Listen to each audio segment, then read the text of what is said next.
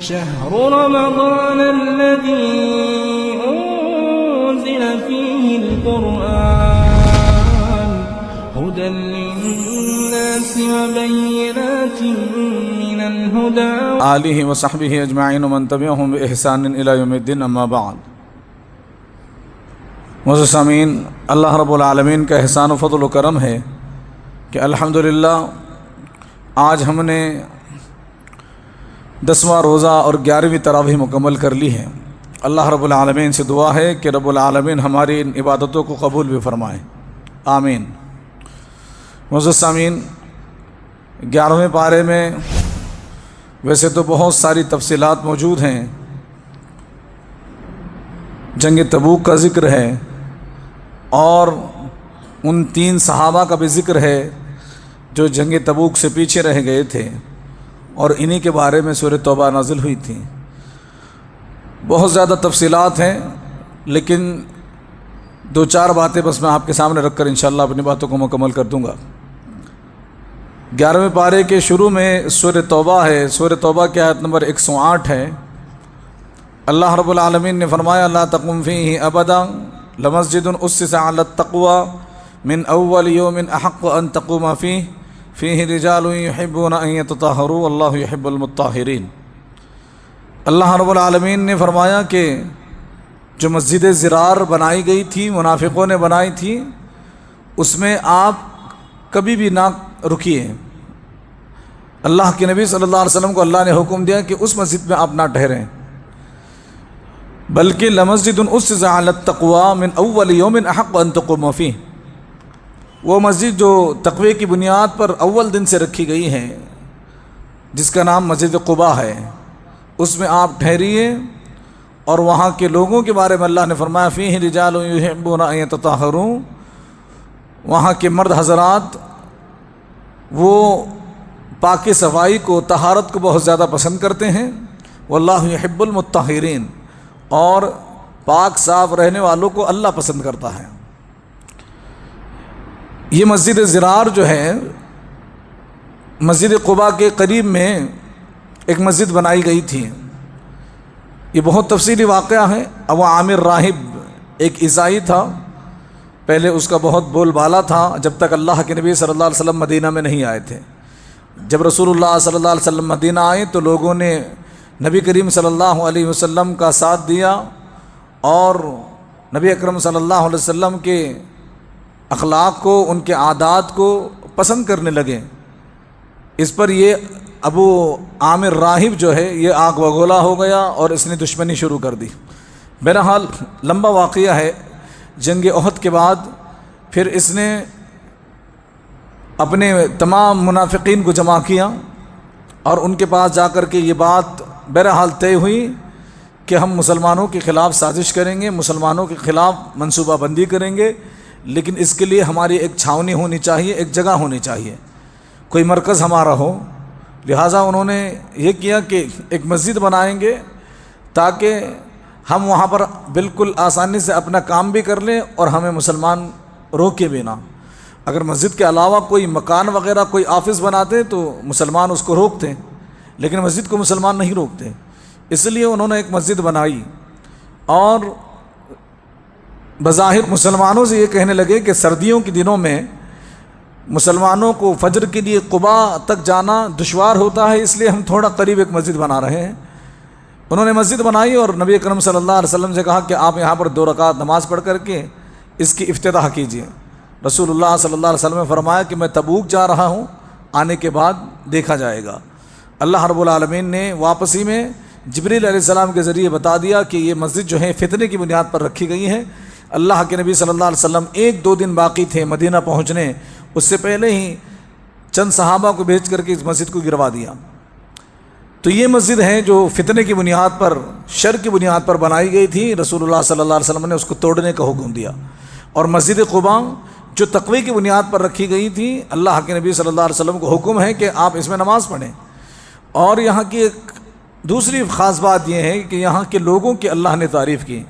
مسجد قباء کے لوگوں کی اللہ نے تعریف کی، کہا کہ یہ لوگ طہارت کو بڑا پسند کرتے ہیں، پاکیزگی کو پسند کرتے ہیں، صاف اور ستھرائی کو پسند کرتے ہیں۔ اللہ کے نبی صلی اللہ علیہ وسلم نے مسجد قباء کے یہ جو مصلیوں کی شان قرآن میں اللہ نے بیان کی ہے، اس کی وجہ جاننے کی کوشش کی کہ اللہ رب العالمین نے ان کی تعریف کیوں کی ہے، ایسی کیا خاص بات ہے کہ اللہ رب العالمین ان سے محبت کرتا ہے۔ اس کے تعلق سے حدیث ہے، حضرت مسند احمد کی روایت ہے، سیدنا وائم بن سعیدہ رضی اللہ عنہ سے روایت ہے، وہ فرماتے ہیں، حدیث کا نمبر 15566 ہے، 15566 میں یہ حدیث موجود ہے، فرماتے ہیں ان النبی صلی اللہ علیہ وسلم اتاہم فی مسجد قباء فقال ان اللہ تبارک و تعالی قد احسن علیکم الثناء فی الطہور فی قصۃ مسجدکم۔ اللہ کے نبی صلی اللہ علیہ وسلم مسجد قباء والوں کے پاس آئے اور آ کر کے کہا کہ بے شک اللہ تبارک و تعالی نے تمہاری تعریف بیان کی ہے پاکیزگی کے بارے میں، طہارت کے معاملے میں، اور تمہارے جو مسجد کا قصہ اللہ نے بیان کیا ہے قرآن میں، ساتھ ہی ساتھ تمہاری تعریف بھی کی ہے۔ فما ھذا الطہور الذی تطہرون بہ، تو تم طہارت میں کیا ایسی چیز کرتے ہو کہ اللہ نے تمہاری تعریف کی ہے؟ تو وہاں کے مسلمانوں نے کہا قالوا واللہ یا رسول اللہ ما نعلم شيئا الا انه كان لنا جيران من اليهود فكانوا يغسلون ادبارهم من الغائط فغسلنا كما غسلوا۔ اللہ کے نبی صلی اللہ علیہ وسلم، اللہ کی قسم ہمیں کوئی ایسی چیز نہیں معلوم، ہاں البتہ صرف اتنا ہم جانتے ہیں کہ ہمارے پڑوسی یہودی ہیں، اور یہودی پیشاب یا پاخانہ کرتے ہیں تو صفائی کے لیے پانی کا استعمال کرتے ہیں، لہٰذا ہم نے بھی پانی کا استعمال ان کا دیکھا دیکھی شروع کر دیا، بس یہی ایک بات ہے۔ یہاں پر غور کرنے کی بات یہ ہے کہ مسلمانوں نے یہودیوں کی کاپی کی ہے اور اللہ رب العالمین نے اس پر تعریف کی ہے۔ ایک بات تو یہ ہے کہ مسلمانوں میں پہلے صرف اور صرف پتھر کا، ڈھیلے وغیرہ کا، مٹی کا استعمال ہوتا تھا طہارت کے لیے، پانی کا تصور ہی نہیں تھا کہ پانی سے بھی طہارت حاصل کی جاتی ہے۔ سب سے پہلے مسجد قباء والوں نے یہ داستان شروع کی ہے، مسجد قباء والوں نے یہ بات بتائی ہے کہ طہارت حاصل کرنے کے لیے پانی کا استعمال کرنا چاہیے، اور انہوں نے بھی کہاں سے سیکھا ہے؟ یہودیوں سے۔ کہتے ہیں کہ ہمارے پڑوسی یہودی ہیں اور وہ اس طرح سے کرتے ہیں، پانی کا استعمال کرتے ہیں، لہٰذا ہم نے بھی پانی کا استعمال کیا۔ اب یہودی کیوں ایسا کرتے ہیں؟ یہودیوں کے پاس یہ بات کہاں سے آئی؟ جبکہ ہمارے لیے تو محمد رسول اللہ صلی اللہ علیہ وسلم ہے۔ تو اس کا صحیح جواب یہ ہے کہ یہودیوں کے پاس جو کتاب آئی وہ ہم سے پہلے آئی ہے، نبی جو آئے ہیں وہ ہم سے پہلے آئے ہیں، اس لیے ان کو شریعت کی بہت سارے معاملات، بہت سارے احکام و مسائل ہم سے پہلے معلوم ہیں، اور وہ عمل کر رہے تھے۔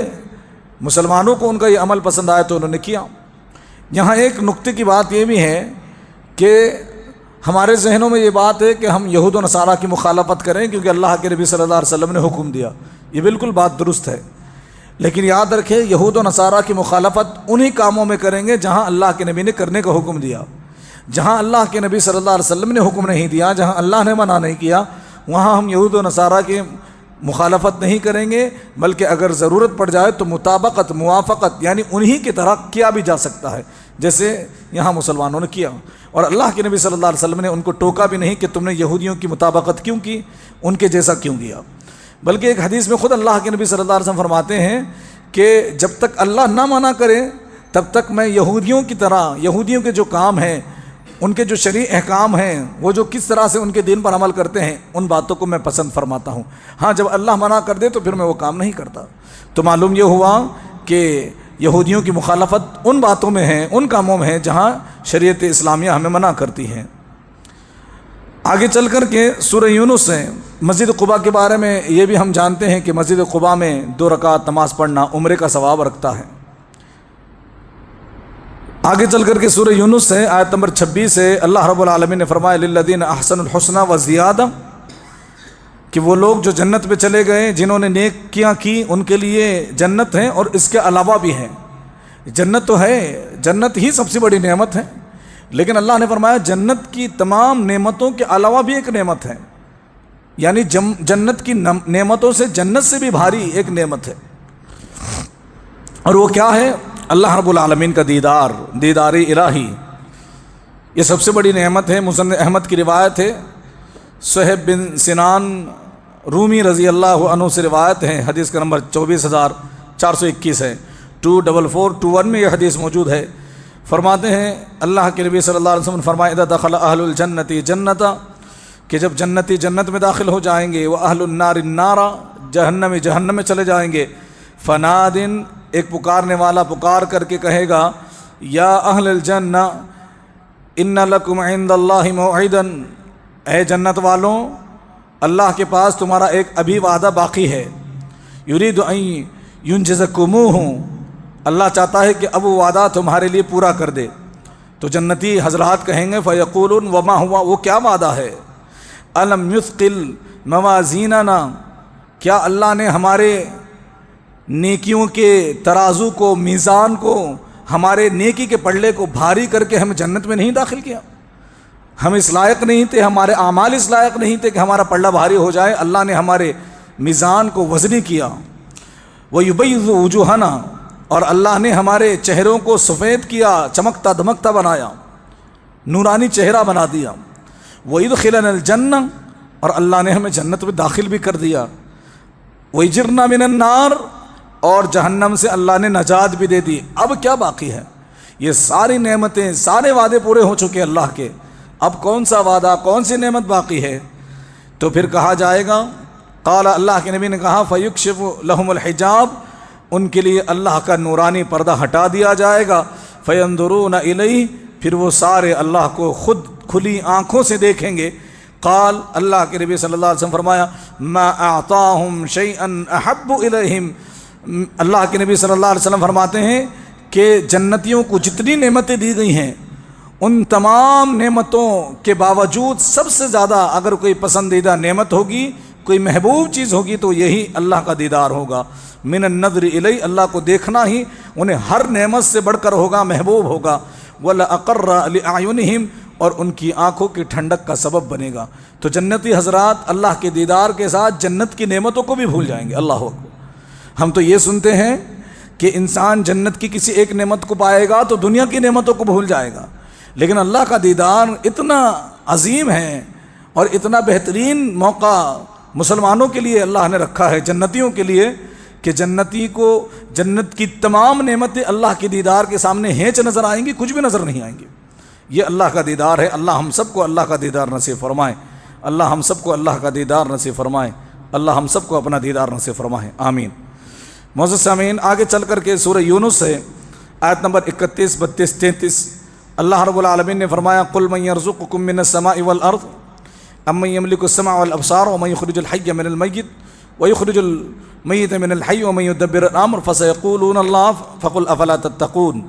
اللہ رب العالمین نے فرمایا کہ اے نبی صلی اللہ علیہ وسلم آپ کہہ دیجئے قل من یرزقکم من السماء والارض، کون ہے جو تمہیں آسمانوں سے اور زمین سے رزق دیتا ہے؟ امن یملک السمع والابصار، کون ہے جو سننے پر اور دیکھنے پر اختیار رکھتا ہے، یعنی تمہارے سننا، تمہارا دیکھنا، بولنا بھی اسی کی مرضی سے ہوتا ہے۔ وَمَن يُخْرِجُ الْحَيَّ مِنَ الْمَيِّتِ، اور کون ہے جو زندے کو مردے سے نکالتا ہے اور مردے کو زندے سے نکالتا ہے۔ وَمَن يُدَبِّرُ الْأَمْرَ، اور کون ہے جو معاملات کی تدبیر کرتا ہے۔ یہ آپ پوچھئے مشرکین مکہ سے۔ اللہ نے جواب دیا آپ جب یہ پوچھیں گے تو یہ کہیں گے فَسَيَقُولُونَ اللہ، مکہ کے کافر جس کا نام ہم بڑے بڑے کافروں میں لیتے ہیں، جہنمیوں میں لیتے ہیں، جہنم کے سرداروں میں، سرغراؤں میں لیتے ہیں، ابو جہل، اس کے بارے میں یہ باتیں ہیں کہ وہ کہے گا کہ اللہ نے پیدا کیا۔ فَقُلْ أَفَلَا تَتَّقُونَ، پھر آپ کہہ دیجئے کہ تم کیوں نہیں ڈرتے۔ یہاں ذرا سمجھنے والی بات یہ ہے، مکہ کے مشرکین، مکہ کے کافر جن کو ہم کہتے ہیں، مکہ کے کافر جن کو ہم کہتے ہیں، وہاں کوئی کسی اور مذہب کا، جین مذہب کا، ہندو مذہب کا ماننے والا نہیں تھا، اللہ کو مانتے تھے لیکن اللہ کے ساتھ شرک کرتے تھے، پھر بھی ان کو جو ہے کافر کہا گیا ہے۔ اور آج ہم اللہ کو چھوڑ کر کے قبروں کے سامنے، ڈھیریوں کے سامنے جب ماتھا ٹیکتے ہیں، وہاں پر جا کر کے اللہ سے مانگنے کی طرح ہی ان کے سامنے بھی مانگتے ہیں، دعائیں کرتے ہیں، اور پھر یہ سمجھتے ہیں کہ یہ شرک نہیں ہے۔ مکہ کا جو شرک تھا، مشرکین تھے، وہ الگ شرک تھا، وہ بڑا شرک تھا، یہ تو ہم اولیاء سے مانگ رہے ہیں۔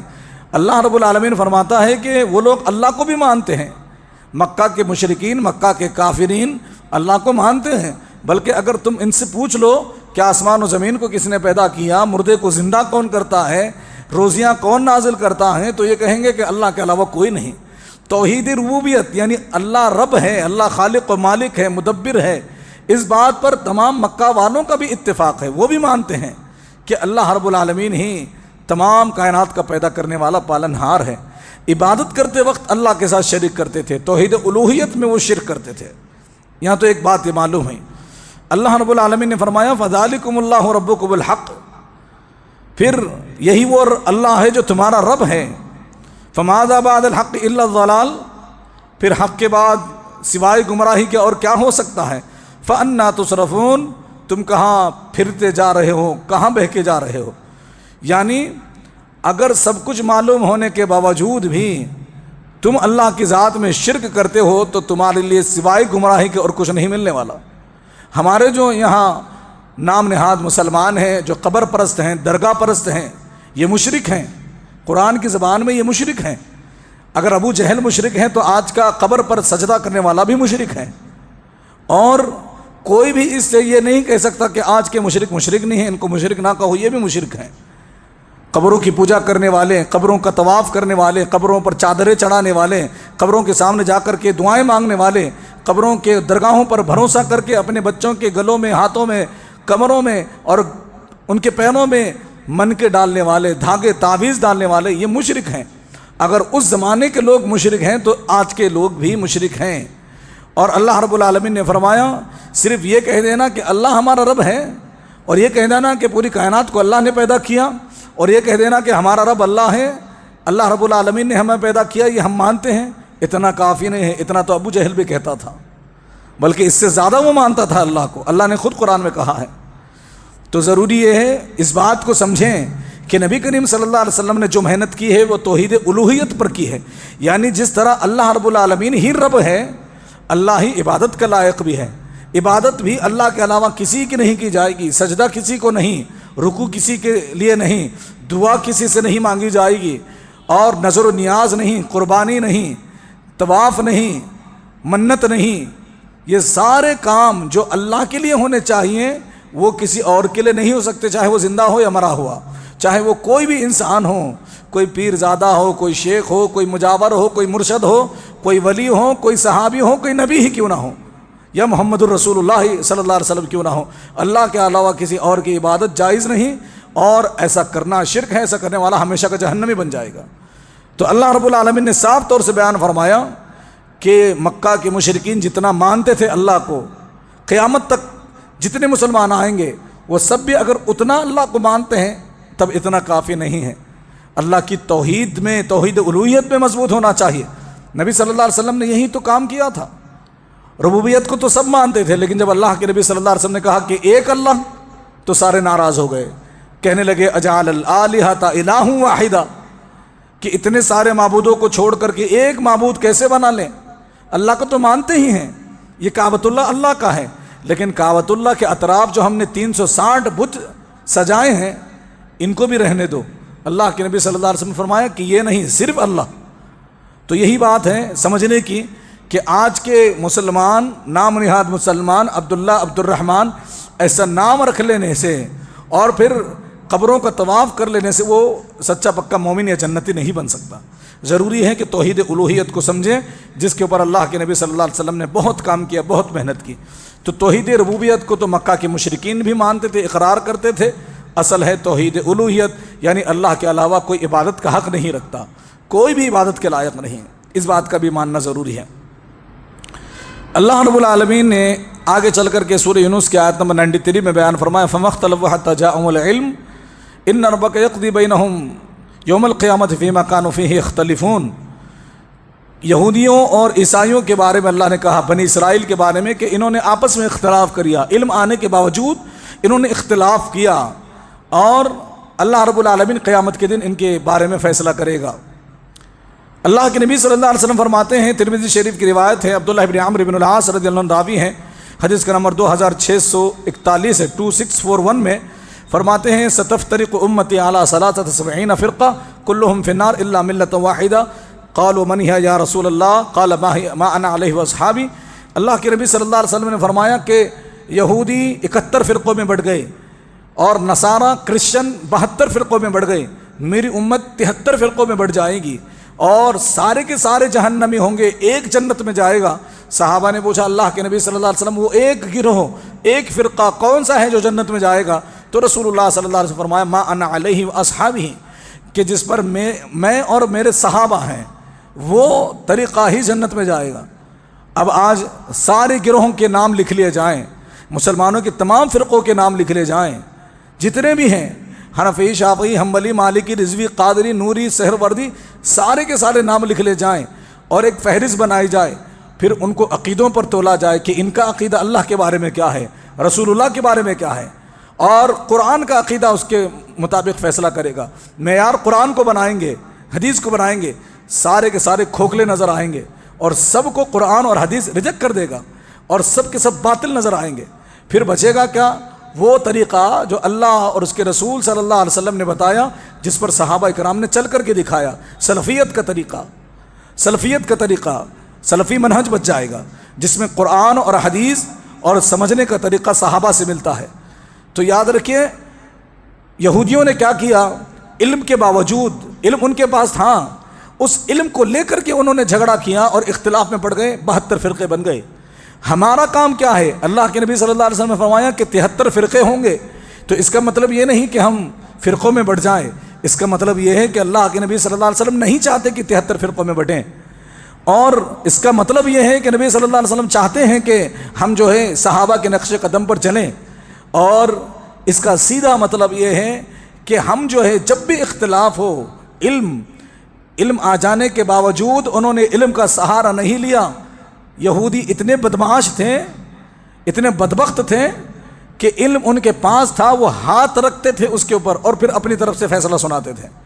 اگر مسلمانوں نے بھی یہی کیا کہ قرآن حدیث کو چھپا کر کے رکھ دیا اور اپنے اپنے مسلکوں کی لال پیلی کتابیں نکال کر کے فیصلہ کرنے لگے، تو پھر یہودیوں میں اور مسلمانوں میں فرق نہیں رہے گا۔ لہٰذا ہمارا کام یہ ہے کہ ہم جہاں کہیں ٹکراؤ ہو، آپ کی بات نہیں، میری بات نہیں، آپ کا بڑا نہیں، میرا بڑا نہیں، جو پوری دنیا کے بزرگ ہیں، جن کو اللہ رب العالمین نے بزرگی دی ہے، جن کو اللہ رب العالمین نے جیتے جاگتے آسمانوں پر بلا کر کے معراج نصیب فرمائی، ان کی بات رکھی جائے گی، ان کی بات دیکھی جائے گی، اور پھر دلیل ملتی ہے تو پھر عمل کر کے دکھایا جائے گا۔ تب جا کر کے ہم جو ہے اس طریقے پر آئیں گے جس طریقے پر اللہ کے نبی صلی اللہ علیہ وسلم نے جنتی ہونے کا وعدہ کیا ہے۔ لہٰذا ہم اور آپ کو چاہیے کہ ہم فرقہ واریت سے ہٹیں اور اللہ اور اس کے رسول کے طریقے پر آئیں اور عمل کرنے کا طریقہ صحابہ سے سیکھیں، پھر ہماری زندگی انشاءاللہ دنیا میں بھی کامیاب ہوگی اور آخرت میں بھی انشاءاللہ العزیز کامیاب ہوگی۔ اللہ رب العالمین سے دعا ہے کہ باری تعالیٰ ہم تمام مسلمانوں کو کئی دوسری باتوں پر کہنے سننے سے زیادہ عمل کرنے کی توفیق عطا فرمائے۔ اللہ رب العالمین جب تک زندہ رکھے اللہ کے نام پر، اللہ کی توحید پر اور نبی صلی اللہ علیہ وسلم کی اطاعت پر زندہ رکھیں، اور جب ہمارا خاتمہ ہو اللہ کی توحید پر، نبی کی اتباع اور اطاعت پر ہی ہمارا خاتمہ ہو۔ آمین و صلی اللہ علی نبینا محمد۔ سبحانک اللہم و بحمدک، اشہد ان لا الہ الا انت، استغفرک و اتوب الیک۔ السلام علیکم و رحمۃ اللہ۔